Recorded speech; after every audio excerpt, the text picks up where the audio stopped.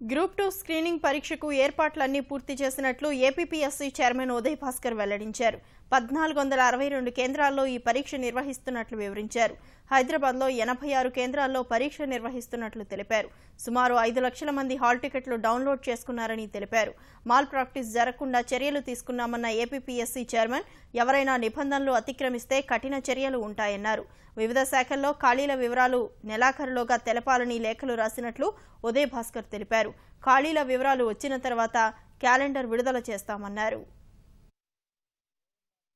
ఉన్నాయో మేము రేపు ఇవ్వబోయాయి ఆ షీట్స్ మేము మా వెబ్సైట్లో కమిషన్ వెబ్సైట్లో పెట్టడం జరిగింది. క్యాండిడేట్స్ అందరూ కూడా ముందు దాన్ని చూసుకోవడం మంచిది. అలాగే ఓఎంఆర్ షీట్లో క్యాండిడేట్ యొక్క రోల్ నెంబరు, అలాగే వాళ్ళ యొక్క ఈ సెట్ ఏదైతే ఉంటుందో ఏబిసిడి సెట్లో ఈ రెండు వీటిలో కనుక ఏవైనా తప్పులు కనుక చేస్తే అటువంటి వాటిని మేము వాల్యుయేషన్లో పరిగణలోకి తీసుకోవడం జరగదు.